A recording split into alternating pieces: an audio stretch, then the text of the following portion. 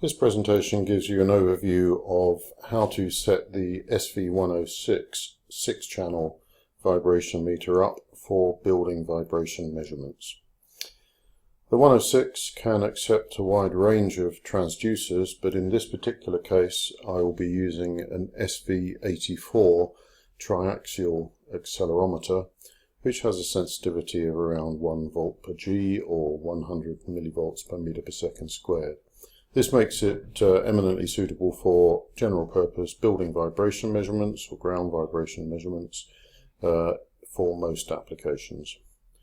Now the 106 is a 6-channel instrument, so in fact if you have 2 triaxial transducers you can connect them simultaneously. This is how the instrument wakes up in its default mode. So the first thing we have to do with any measurement is to set up the calibration.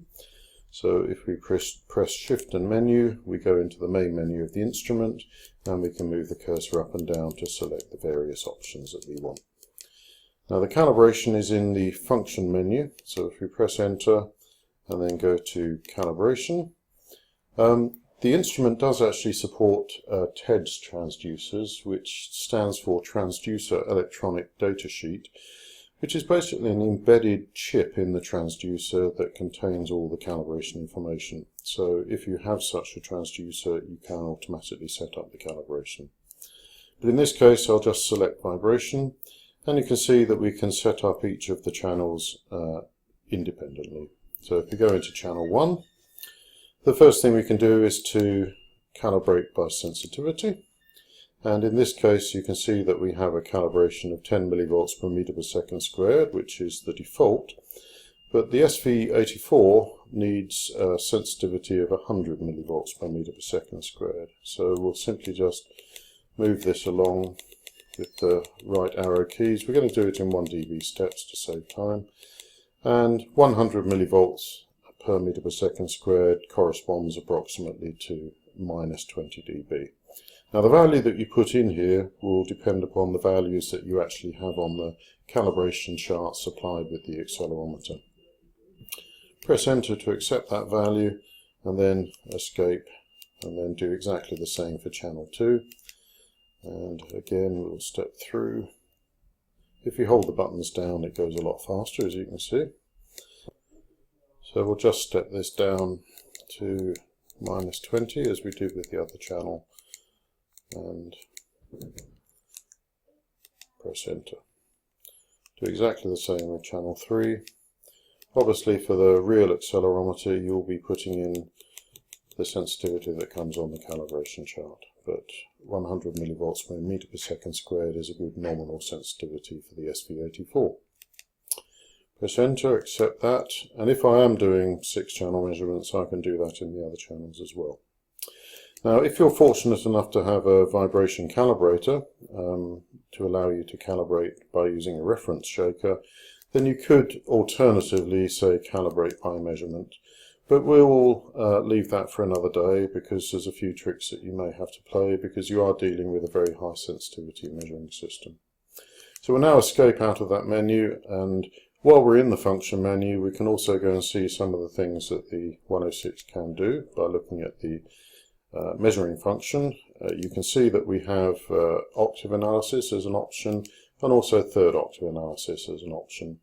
Additionally, you can record the wave file, so basically the vibration signature in each channel, but that's hidden away in another menu that we'll see later. So press Escape out of that, back to the main menu.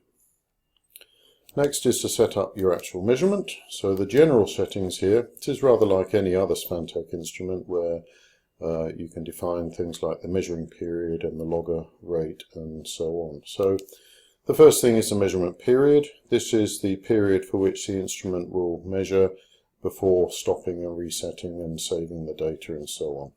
Currently set to infinite, in other words it will never stop, but what I'll do is I'll just put in some typical values, perhaps 15 minutes or 5 minutes if you like, and then if you set the repetition number to infinity, then what this means is that the instrument will measure for 5 minutes, reset, measure for 5 minutes, reset, and so on ad infinitum or until you press stop.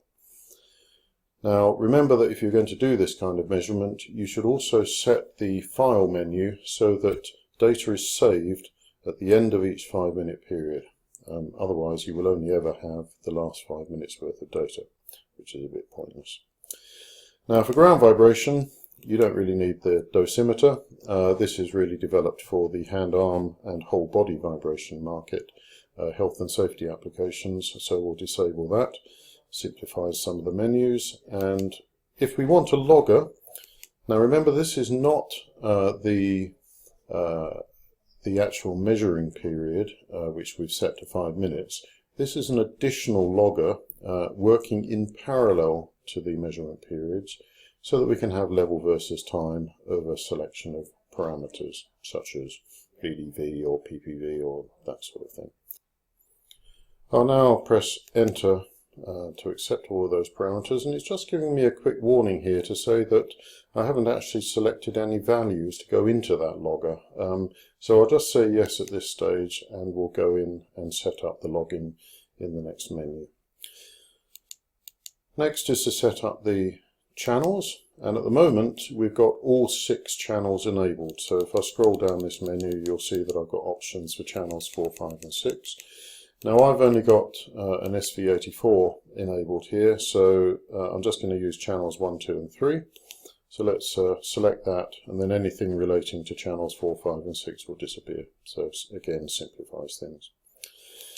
Now we've got a choice here where we can select second profiles. Now the instrument has got the capability of having 2 profiles in each channel. What is a profile? Well, it's an independent vibration meter.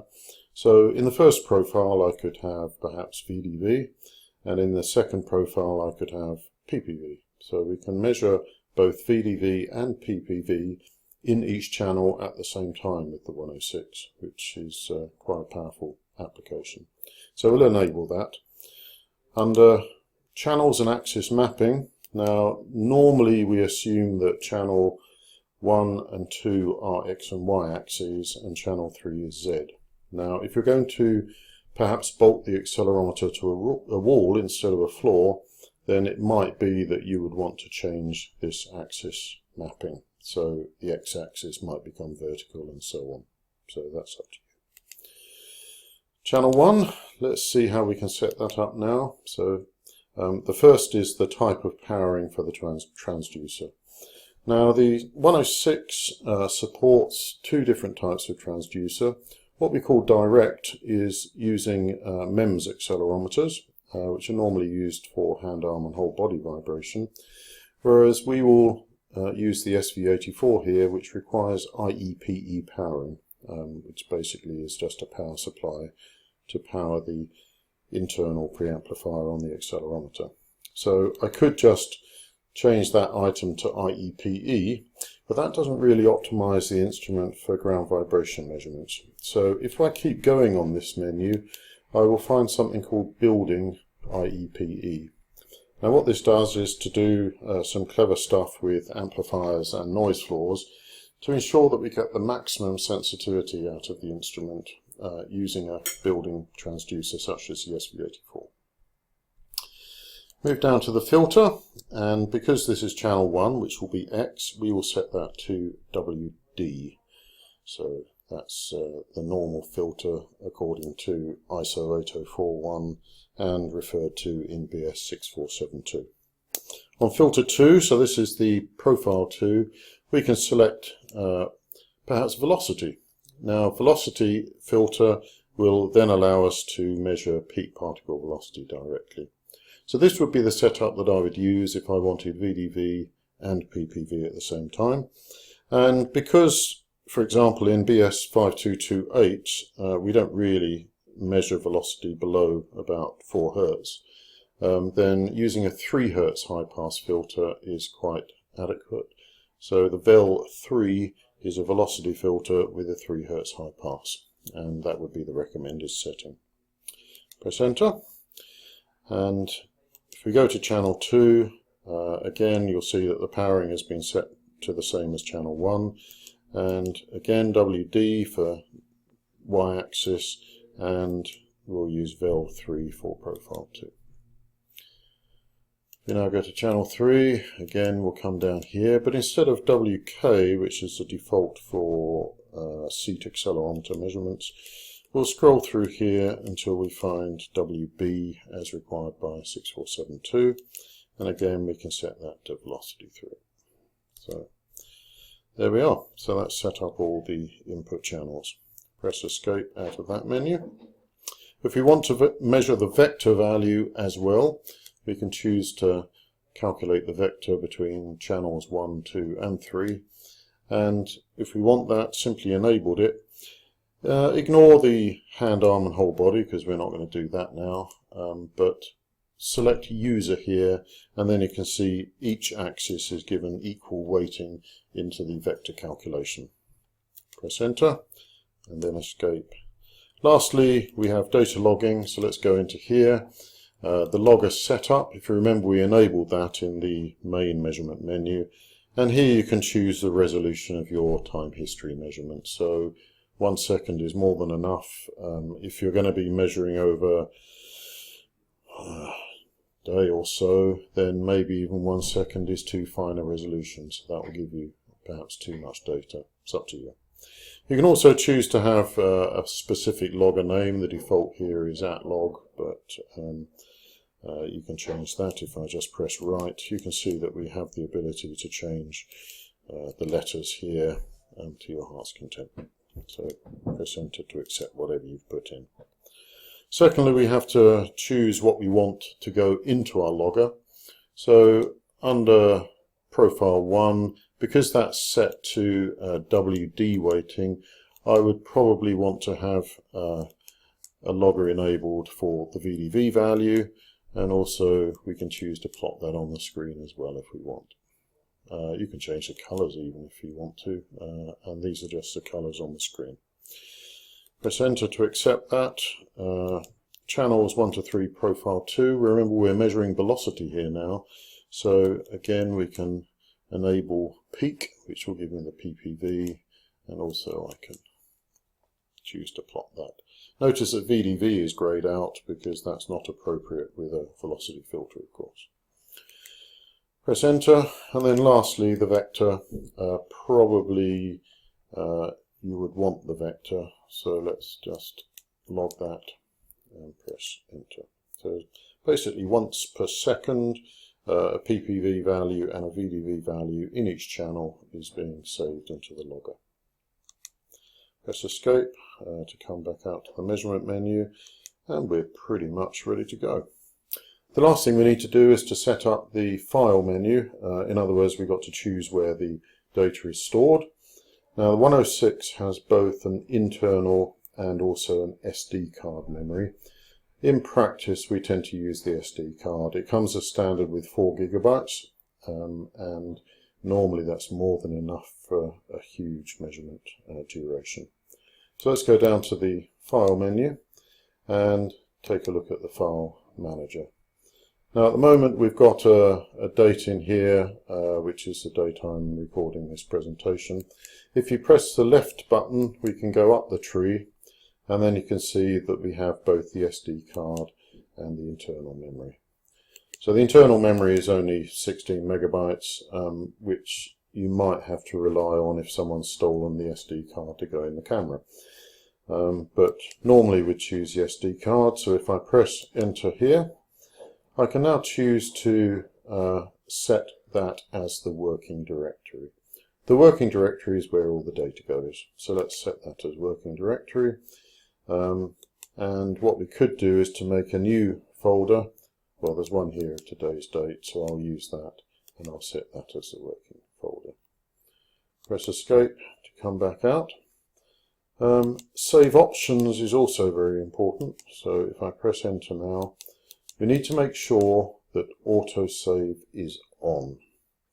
If you don't put autosave, I will get a logger file because that's always enabled. But if I want those 5-minute values and I leave this set to off, then all I will get is the last 5 minutes of measurement, which is next to useless. So I'll switch that on, And then you can put an auto increment file name. Now the default is at res1, which means that each time it saves a file it will just increment that number until you stop the measurement. Now there is a bit of a gotcha here where we only have 8 characters to deal with. So if I were to leave it like this, I will only manage to store 9,999 files. Now if you consider that that's a limitation, then you can change the name, and what I tend to advise is to get rid of the characters ES, so my file name is now R1. So that will actually now go for 999,999 files before it runs out of file names. Anything else down here, don't worry about direct save and also replace. Auto save is all enabled, so that's good. While we're in this menu, there is something called Setup Manager, which basically allows you to save settings in the instrument according to what you've just set up. So if you're going to be doing these kinds of measurements regularly, everything I've done up to this point can be saved in a setup file. And if you want to, you can then have that file appear on the display when you power the instrument up. So it makes it very, very easy to use. However, here I've got a prompt for the file name, S for setup, and then the date, but again you can change that to whatever you want. So let's press escape, we're not too worried about that, and let's now go back to the main measurement display. And you'll see that this particular display is showing me channel 1 profile 1, which is WD weighted acceleration, and we're looking at the RMS value, and at the bottom there we have a little logger display. So let's press start, and you'll see that at the top of the display now you'll see that there is a flashing green arrow to say that it is actually measurement in progress. And by the way, the other icons there, you'll see that it's using an SD card, top left, to store the data, and also the little zigzag line at the top is telling me that a logger is enabled. So that's the RMS vibration value in micrometers per second squared. If I hold down Alt and right, I can switch to VDV. So there is the VDV value in those wonderful units, micrometers per second to the power 1.75. And at the bottom there, I actually don't have very much vibration at the moment, but let's give it something to think about. And you can see the vibration there. So I've basically got a strip chart recorder of all the values going into my display there. So if I hold down Shift and up and down, I can change the range of the logger display there, and you can see the colors that have been selected for the particular logger trace. So that was set up in the logger menu. Let's go up to the top now. That's channel 1 profile 1. If I now hold down Alt, I can change to channel 1 profile 2, and then in this case what I want to do is I want to look at the peak value, because that is my PPV. So this is now the peak value in the previous 1.5 minutes. You can see top right I've got the elapsed time, so 7.77 millimeters per second peak particle velocity. So I have all of that information available to me. Again, I can go through the channels here. That's channel 2 profile 1, profile 2, channel 3 profile 2, and so on. So you can look at that to your heart's content. If I want to change the display type, just hold down Alt and up or down, and this will allow you to go through all the various displays. It's just a rolling through until you get the display format that you like. So here are the 3 channels. So if I wanted to perhaps have the VDV value in all 3 channels, there we have it. So that's easy to set up. Again, Alt up again, and now we've got the vector data. So this is where we can calculate the vector parameter for the 3 channels. Again, Alt and up again, and it goes to a logger display. So this is just showing me level versus time. If I give it some vibration there, you can see the levels go up and down. there is also cursors there that you can use to move around the data. Alt and up again will go back to the original display. So all I'm doing during my measurement is I'm not changing any measurement. That measurement is going on in the background, but I'm simply just going through the different displays to see the values that I want to see. So I can now walk away. The data is now going into the logger is going into log 0, as you can see at the top there, the file name, and the periodic data, so that's the 5-minute data, is now going into R1. I can now leave the instrument, set it all up and walk away, and it will just carry on logging away. You might want to just disable the display. You'll see under the display menu here we can set up the screen so that we can maybe power off the display when I'm not there. So after 30 seconds it will just switch off the display to save power. That's about it. When we come to analysing the results, that will be another presentation where we can see how to download the results using SVANPC++, generate plots and tables and export the data to Microsoft Word and Excel.